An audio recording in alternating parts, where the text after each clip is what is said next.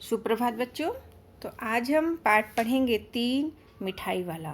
जैसे कि पाठ का नाम ही कितना सुंदर है, मिठाई वाला।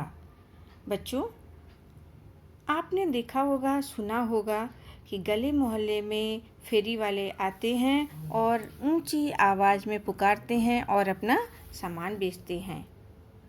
वे आवाज़ें लगाते हैं और फेरी वालों की आवाज़ में कितनी आकर्षित होती है, वो किस तरह से आकर्षित करके अपने सामान को बेचते हैं और आवाज़ लगाते हैं। सभी लोग क्या करते हैं, अपने दरवाजे पर आ जाते हैं। आज हम ऐसे ही एक फेरी वाले की कहानी पढ़ेंगे।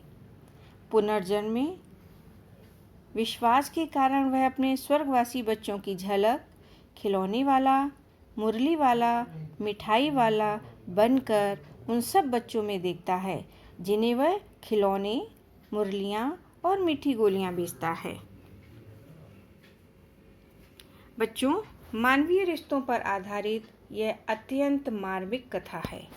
अपनी संतान खोने पर मिठाई वाला सब बच्चों में अपने बच्चे देखता है। बच्चे भी उसके पास दौड़ आते हैं। धनी होने पर भी वह मन के सुख चैन और बच्चों से मिलने वाले प्यार के लिए गलियों में मीठी गोलियां, बांसुरी और खिलौने बेचकर उनकी तोतली बोली का आनंद लेता है। वह बच्चों की मधुर तोतली आवाज़ सुनकर के अपने बच्चे याद करता है। तो बच्चों, इस पाठ का सारांश मैं आपको बताऊंगी और ये पाठ ज़्यादा लंबा हो जाएगा, इसलिए इस पाठ का सिर्फ सारांश बताएंगे और इसके क्वेश्चन आंसर्स। बच्चों, इस पाठ में हम सीखेंगे मानवीय रिश्तों और उनकी संवेदनाओं को महसूस करेंगे। मानवीय रिश्तों पर आधारित यह अत्यंत मार्मिक कथा है। लेखक श्री भगवती प्रसाद वाजपेयी ने इस कहानी में एक ऐसे प्रतिष्ठित आदमी की मना स्थिति पर प्रकाश डाला है जो असमय ही अपने बच्चों और पत्नी को खो चुका है। उसका विचार है कि उसके बच्चे पुनर्जन्म लेकर संसार में आ गए होंगे। वह कभी खिलौने वाला, कभी मुरली वाला, तो कभी मिठाई वाला बनकर गली गली में फेरी लगाकर बच्चों की पसंद की चीज़ें बेचता है। वह इसे व्यवसाय के रूप में नहीं अपनाता, सिर्फ अपने लागत मूल्य पर बच्चों को मिठाई, मुरली या खिलौने देता है। वह बच्चों से प्यार से बातें करता है। जिसके पास पैसे नहीं होते, उन्हें वह मुफ्त में ही मुरली दे देता। बच्चे जो रंग पसंद करते, मुरली वाला उस रंग की मुरली निकाल देता। एक बार सर्दी के दिनों में वह मिठाई वाला बनकर मिठाई बेचने आया। रोहड़ी और उसकी दादी से बातचीत के क्रम में वह बताता है कि उसका घर भी कभी बच्चों की अटखेलियों से गूंजता रहता था। विधाता की ऐसी लीला हुई कि अब कोई नहीं है। मैं अपने उन बच्चों की खोज में निकला हूँ। इन बच्चों में अपने बच्चों की झलक पाकर मुझे हार्दिक प्रसन्नता, सुख और संतोष का अनुभव होता है। तो बच्चों, ये कहानी थी मिठाई वाला की। मिठाई वाले ने सभी बच्चों को मिठाई दी, उनकी मनपसंद चीज़ें, मुरली दी। उसे हर बच्चे में अपने बच्चे नज़र आते थे।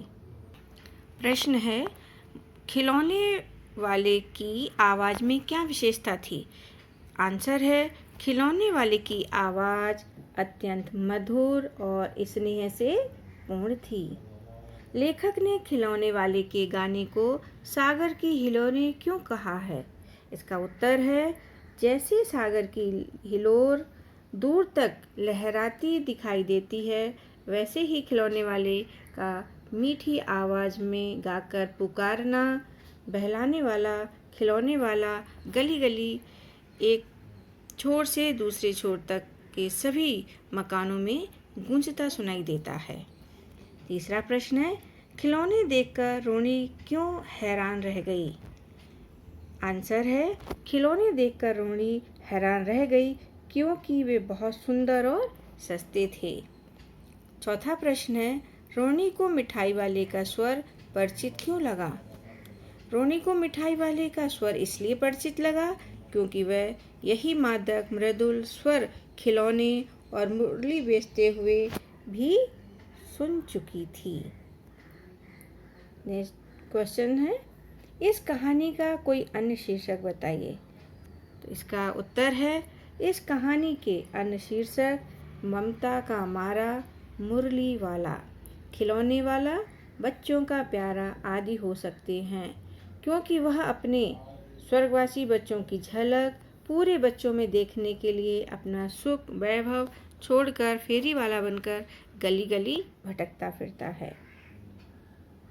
लिखित प्रश्न है, खिलौने वाले की आवाज़ सुनकर इन पर क्या प्रभाव पड़ता है? युवतियाँ और दूसरा है बच्चे। युवतियाँ, वे छोटे छोटे बच्चों को अपनी गोद में लिए चीखों को उठाकर छज्जों से नीचे झांकने लगती हैं। बच्चे उसकी आवाज़ सुनकर दौड़ लगाते थे। बच्चों का झुंड उसे देख घेर लेता था।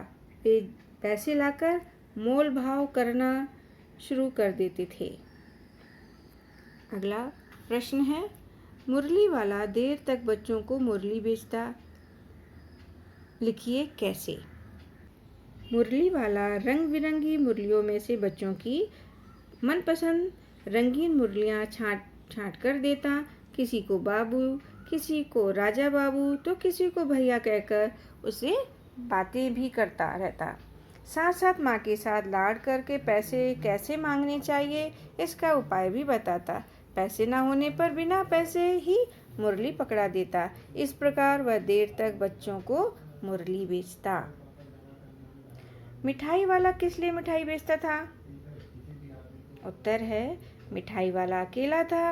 वह गली के बच्चों में अपने स्वर्गवासी बच्चों की झलक पाकर असीम सुख, धीरज और संतोष का अनुभव करता था।